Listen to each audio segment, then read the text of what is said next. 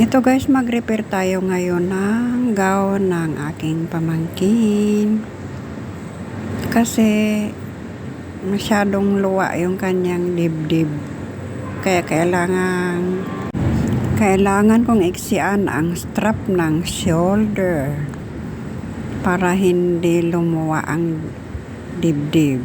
Ayan, tinatahi ko lang yan para humigpit naman kasi masyadong mahaba ang kanyang strap. Ayan guys, ito guys, gown para sa JS prom, para ito mamayang gabi.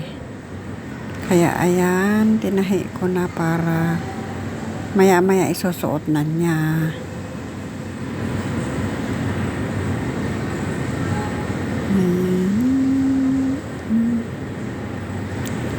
Madali lang to tahiin guys kasi yung strap lang niya. Kaso natutusok ako minsan eh.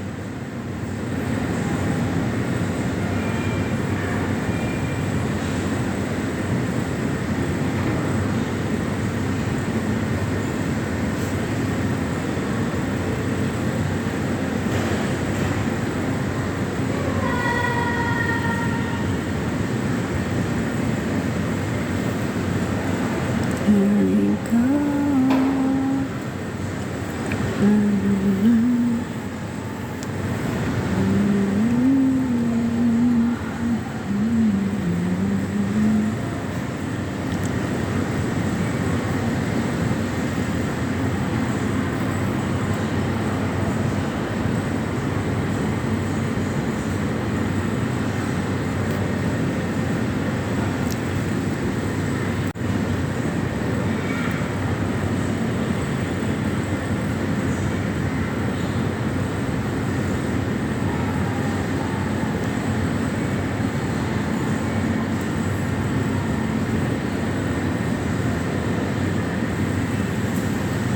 At ayan guys, ganyan siya.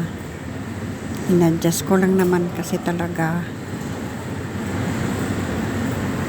Ayan. Ayan na yung isa. Tapos ko na ang isa. At ito ang pangalawang shoulder strap.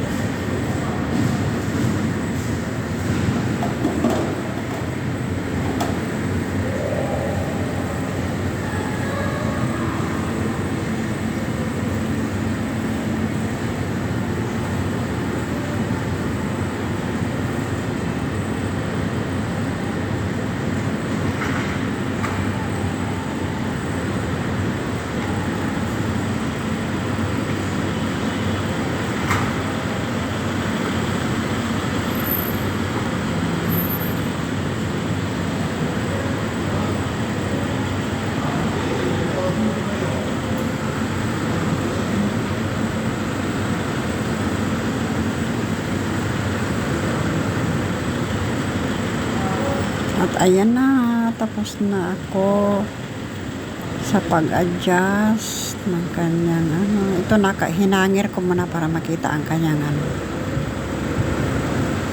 ayan, ready to wear na.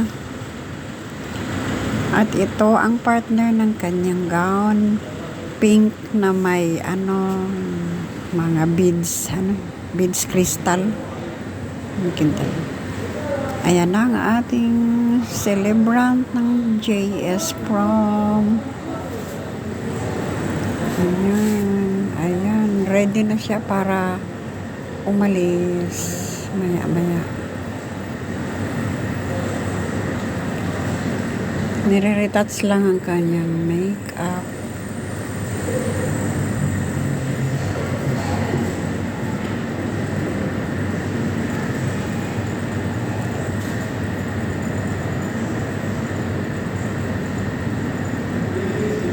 Ayan guys, ang gown sa likod, maganda siya. At here we go, ang kanyang front.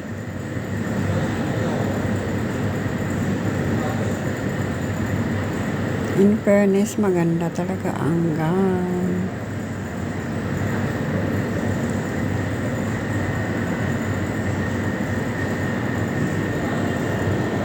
At ito na, umuwi na siya mga guys. Tapos na ang prom. Laglag na ang kanyang buhok. Wala na sa ayos. Natanggal daw ang kanyang buhok sa pagtatalon-talon nila doon sa kanilang JS. Kaya ayan. Nakalugay na ang hair. Nawala na ang ayos niya. Ayan. Videohan muna natin sa harap kasi ito na ang last. Okay mga guys, bye bye na for now. See you next video.